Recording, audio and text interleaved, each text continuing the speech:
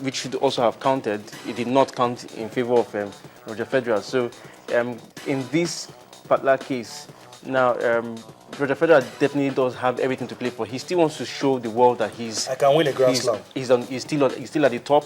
He's still one of the best to be beaten. You know, anybody that really wants to become world number one has to really come off Roger Federer. Notwithstanding, we cannot take anything away from Raonic.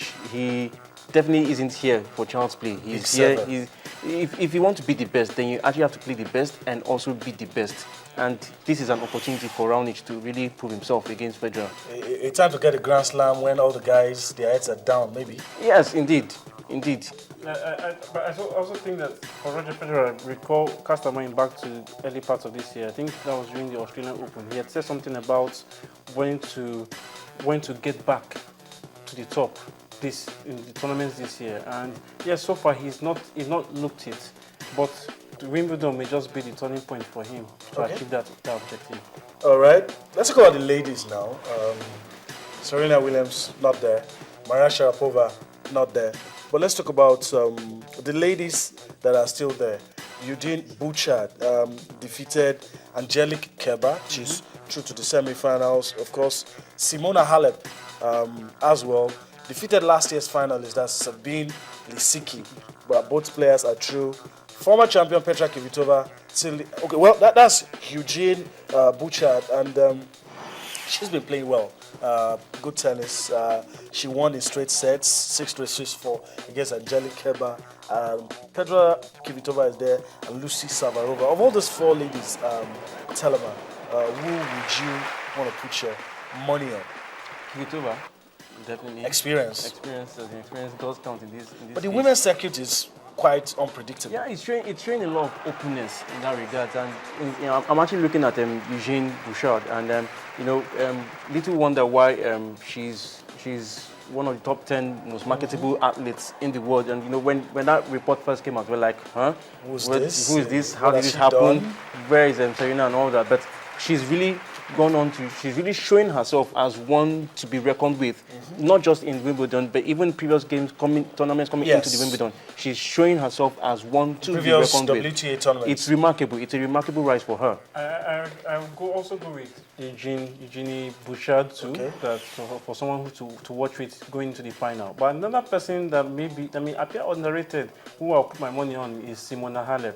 Okay. Let's not forget the fact that she lost to Sharapova at the Roland Garros, the French Open, last month. Yeah. And in May. In May, that was her first Grand Slam appearance, and she was a good final. And she went against the former number one, Sharapova, and she learned. I remember when I read her interview after the game. One of the things she said that she'd learned certain things from this, which she would take back home. Continue to practice, useful, and you should use in moments like this. Harm herself with it, especially when it comes towards the semi-final. Well, guys, nobody's talking about Petra here. I don't know. We're not overlooking Petra Kvitova, but she's obviously the experience counts for her. It does. But the truth is, it seems as though we're getting to that season. We're moving into that phase, that season where we'll be seeing new names, new faces who will be rising and who will rise and take over the world from their predecessors right now. And well, we expect to see Kvitova still go into the game with a hard fight, but nevertheless.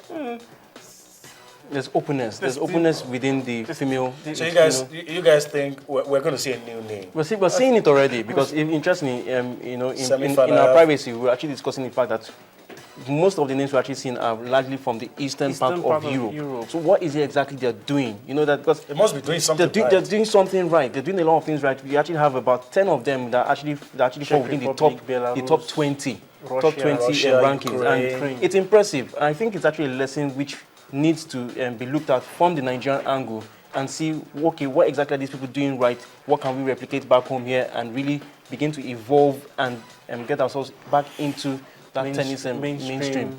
Because really are in there. And tennis it's a high-paying sport. Well, let's play a thought for Kevin Anderson. Don't laugh about it. That's the best Africa has got. Sincerely, I am personally impressed, far more than impressed I'm with proud. Kevin. Really, I'm proud. Yes. To have somebody ranked in the top 100 in the world, top 50, top 50 for an African. And his performance He's doing over well. the years. from 20 But now to clearly, 19. He still needs to do a lot. There still needs to be a lot, lot more more. work. A lot more. But at least he's showing that propensity to really want to be there. He's to be among the top 20 is not means feat. It's not a mean feat. It's not something which you just pick up some bananas along the street and actually just chew down your throat. Yeah. It's something you work hard for it, and he's working hard for where he is today. And really, I think Africa is actually behind him, and we want to see him rise to as far as top 5. And we also want to see others, getting into those tournaments, getting- ATP tournaments, WTA tournaments, get wild card if it's possible, increase, put yourself high up there with your performance on the rankings, and who knows, we might just see an African, Particularly Nigerian. probably a Nigerian, do us proud, intense. Well, that's how we have to wrap things up on the show tonight. We do hope that you've enjoyed everything we've been able to bring to you. We urge you to enjoy the rest of your day and ask you to join us tomorrow when we have more time on our hands to take a trip in the world of sports. From me and everyone behind the scene that's made today's show possible, it's bye for now.